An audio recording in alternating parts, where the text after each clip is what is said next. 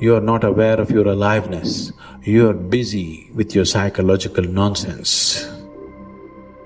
Your thoughts, your emotions have become, your psychological reality has become far more important than your existential reality. What it means is, you are so enamored with your own petty creation that you're completely missing the grandeur of Creator's creation. That's what it means. You do all kinds of things, but if you truly value creation, the best thing that you can do is to pay attention and to experience it, isn't it? Yes or no?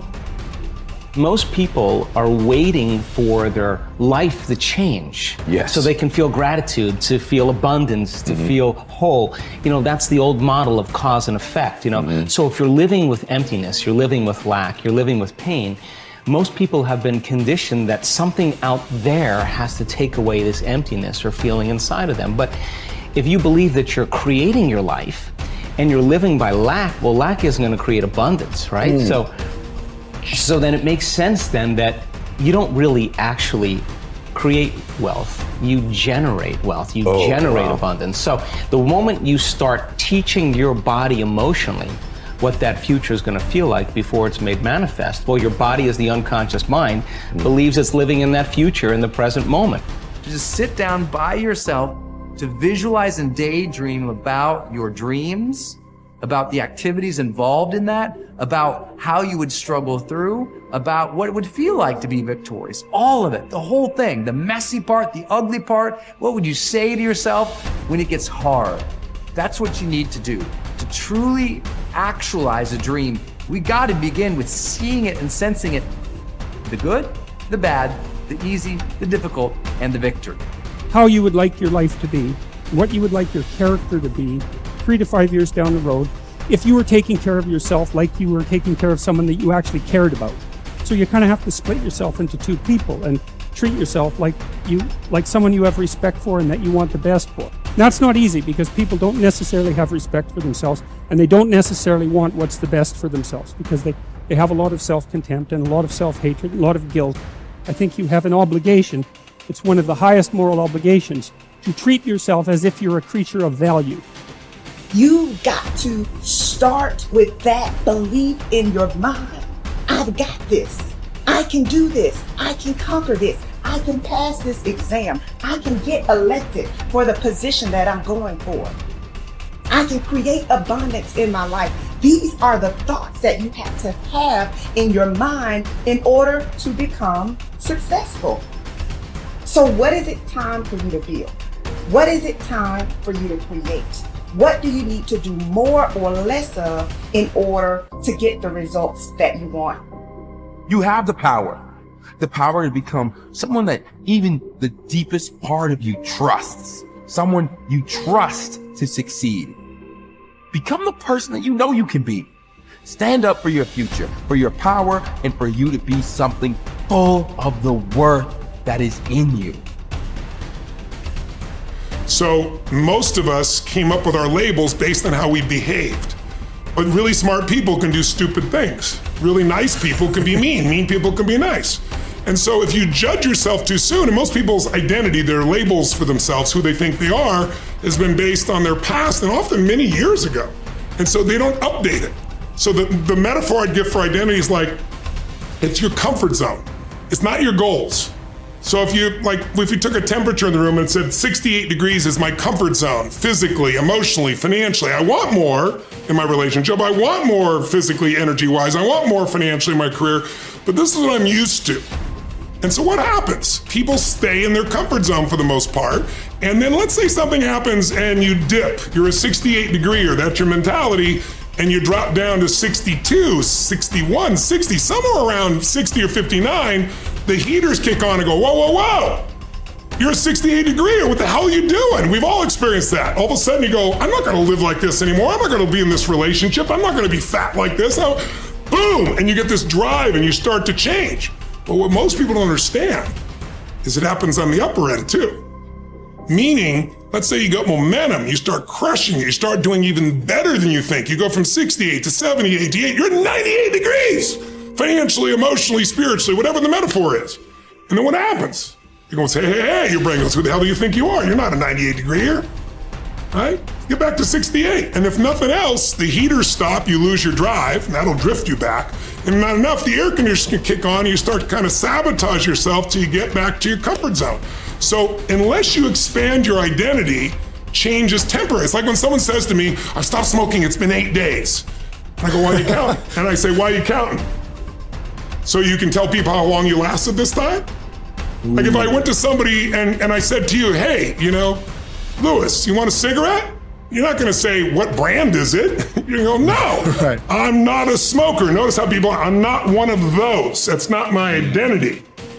Identity is the strongest force in the human personality. If you look at Lance Armstrong, who has a mixed identity now in the culture, this is a guy that had to win and found a way to win. So when he was told he had cancer in his lungs, in his brain, and in his testicles, and he rides a bike, and he's gonna die, his answer was, no, I'm a champion. I find the way. I will find the answer. And he did. Now, unfortunately, he bent the rules around the sport, and it kind of ruined his reputation, obviously. But that mentality, his identity is why he survived. Other people told they have cancer, and they're like, it's over, they give up, they start arranging their affairs. And so that psychological difference is the number one thing I work with people on, because unless you expand your identity, you're gonna basically keep where you are. You might improve a little or not, you might go up and down a bit, but you're gonna stay within a realm. If you're gonna have an explosive breakthrough to another level, physically, mentally, financially, spiritually, then we gotta not only give you the tools, we gotta shift that internal sense of who you really are and have you find that you are more than anything that's ever happened to you, that you can handle whatever shows up, even if it's incredibly scary or uncomfortable.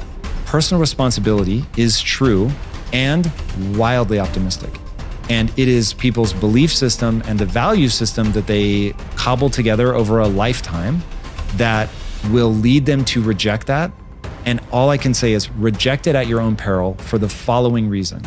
Personal responsibility is about remembering you can do something and change.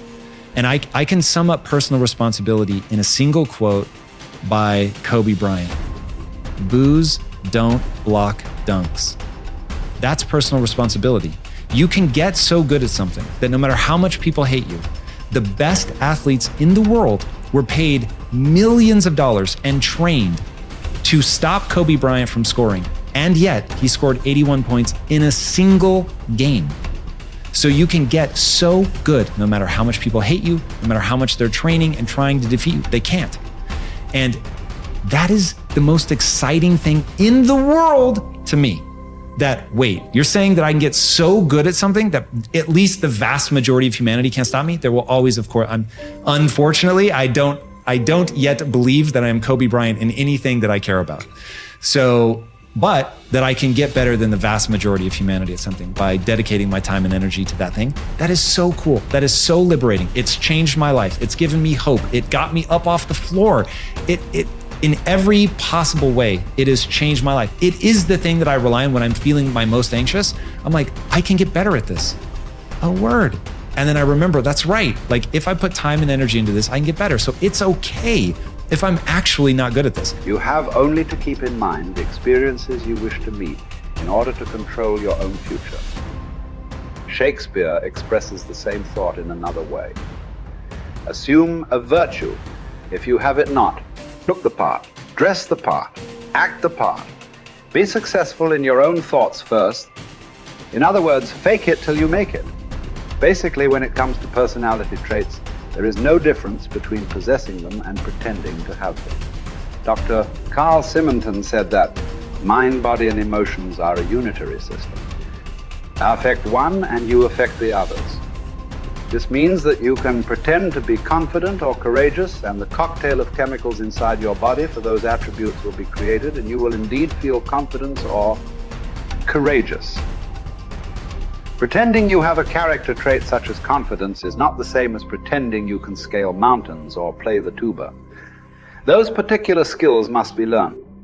Characteristics such as courage, confidence, and enthusiasm are created in the mind by the pictures you create, though. Acting as if sets a positive expectation. We believe something to be true and then act in a way that brings that assumption about. This can be a positive or negative force. The effect of self-fulfilling prophecies has been demonstrated by objective scientific experiments. In one study at the start of the 1968 school year, Dr. R. Rosenthal gave a non-verbal intelligence test to 18 classrooms of elementary school students in a Californian public school district. 20% of the students selected randomly, not on test score, were then identified as intellectual bloomers, and their teachers were told they could expect to see remarkable intellectual gains in the coming year. The only difference between these students and the other 80 was the expectations created in the teachers' minds. When both groups were retested 8 months later, the bloomers had gained in IQ points over the other group. This is significant because it shows that altered expectations can result in unconscious changes in behavior that dramatically change the outcome.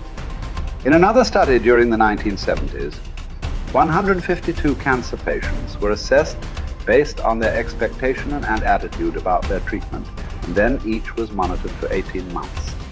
The results clearly indicated those with a positive expectation about the treatment got the best result. It follows, therefore, that your chances of success in anything in life are greatly improved by positive expectations. Man is like the wireless operator. Man is subject to miscellaneous wrong through currents if his mind is not in tune with the infinite, or if he is not keyed up to higher vibrations than those of negation. If you want a quality, act as if you already had it.